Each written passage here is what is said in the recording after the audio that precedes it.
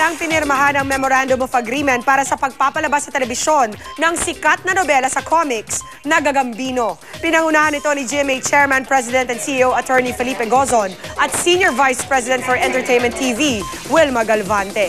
Kasama rin ang lumikha ng Gagambino na si Direk Carlo Caparas at asawang si Donna Caparas at ang gaganap bilang Gagambino na si Dennis Trillo.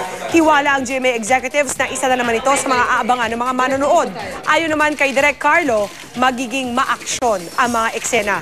Handa naman daw si Dennis na harapin ang challenges sa kanyang bagong role.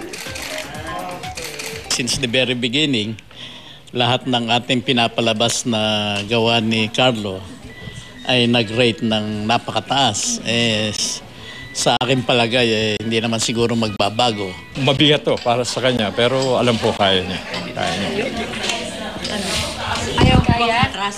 Wala nang atrasan to. Tuloy na ang Gagambino. At ako na yon, kaya abangan ninyo.